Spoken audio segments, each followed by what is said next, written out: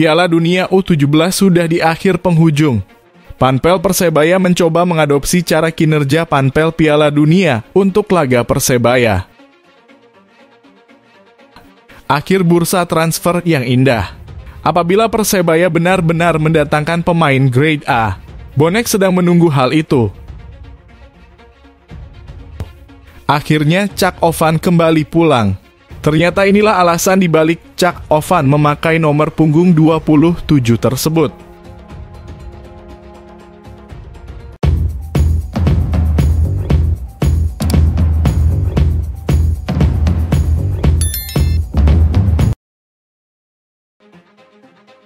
Piala Dunia U17 sudah di akhir penghujung.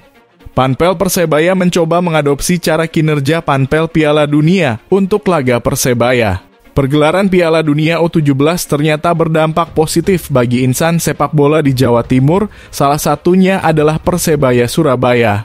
Manajemen Bajul Ijo berencana mengadopsi beberapa aturan penyelenggaraan ajang internasional tersebut. Kebetulan Ketua Panpel Persebaya Ram Surahman mendapat kesempatan belajar langsung dalam penyelenggaraan Piala Dunia U17. Ram terlibat dalam Panpel Piala Dunia U17 2023 di Surabaya. Dia bergabung dalam staf bagian tiket. Secara pribadi saya belajar banyak dari penyelenggaraan pertandingan Piala Dunia U17. Ada beberapa hal yang bisa kami adopsi, juga kami tiru dan modifikasi, ungkap Ram Selasa 28 November 2023. Ram mengaku ada banyak sekali perbedaan yang terlihat dalam penyelenggaraan Piala Dunia U17 dengan pertandingan Persebaya Surabaya, salah satu di antaranya adalah soal transportasi penonton. Sesuai ketentuan Pemkot Surabaya, penonton Piala Dunia U17 tidak boleh menggunakan kendaraan pribadi, sebagai gantinya ada shuttle bus. Sementara itu Persebaya membebaskan penontonnya memilih kendaraan menuju Stadion GBT. Kemudian ada pula penomoran tiket penonton sesuai dengan gate dan tempat duduk di Piala Dunia U17.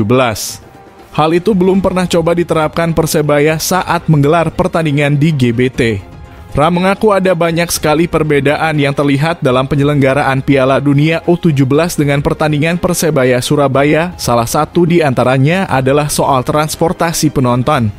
Sesuai ketentuan Pemkot Surabaya, penonton Piala Dunia U17 tidak boleh menggunakan kendaraan pribadi, sebagai gantinya ada shuttle bus. Sementara itu Persebaya membebaskan penontonnya memilih kendaraan menuju Stadion GBT. Kemudian ada pula penomoran tiket penonton sesuai dengan gate dan tempat duduk di Piala Dunia U17. Hal itu belum pernah coba diterapkan Persebaya saat menggelar pertandingan di GBT.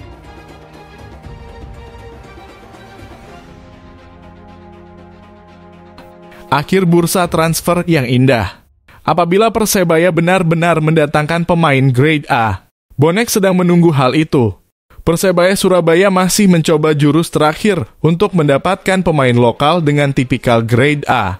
Manajemen Green Force akan mengupayakan itu sebelum bursa transfer paruh musim Liga 1 ditutup Selasa 28 November pukul 23.59 waktu Indonesia Barat. Ada wacana Persebaya mendatangkan Asnawi Mangkualam. Bahkan manajemen kabarnya sudah menjalin komunikasi dengan agen Asnawi yang kini bermain di Liga Korea bersama Jeonnam Dragons.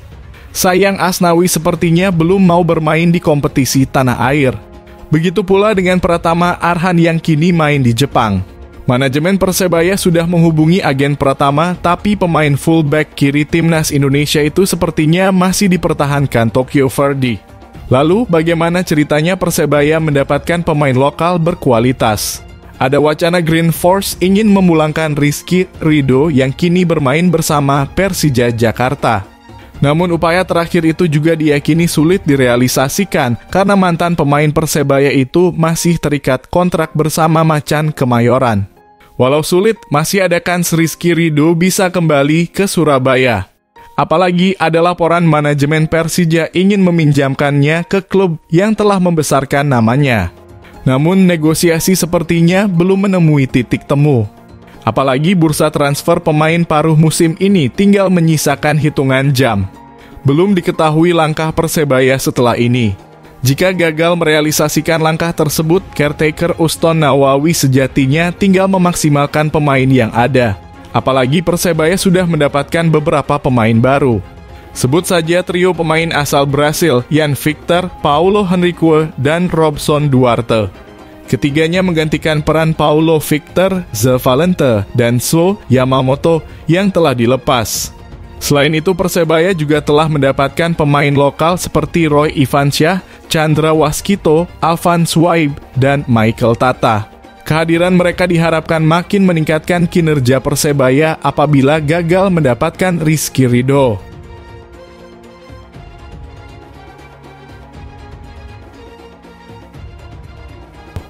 Akhirnya Cak Ovan kembali pulang. Ternyata inilah alasan dibalik Cak Ovan memakai nomor punggung 27 tersebut.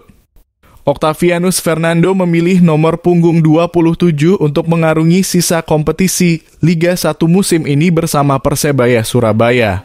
Sejatinya pemain yang akrab disapa Ovan itu identik dengan nomor punggung 8.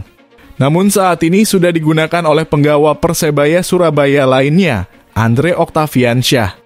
Nomor 27 yang dipilih Ovan pun memiliki cerita unik lantaran sama dengan tahun berdirinya Persebaya Surabaya.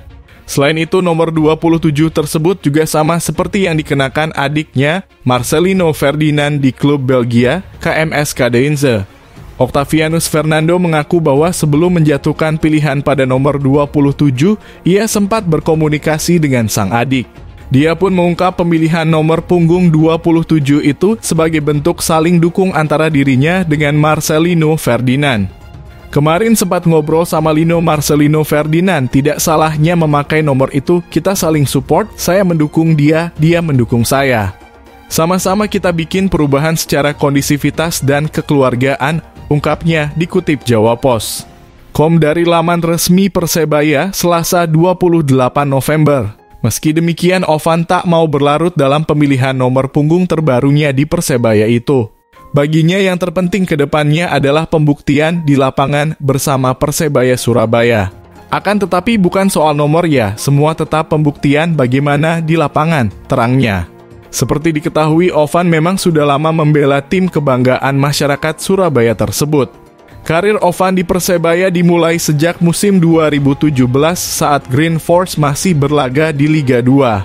Saat itu Ovan sukses membawa Persebaya menyabet gelar juara Liga 2 sekaligus promosi ke Liga 1. Setelah 5 musim membela Persebaya, Ovan memutuskan hengkang ke PSIS di musim Liga 1 2022/2023.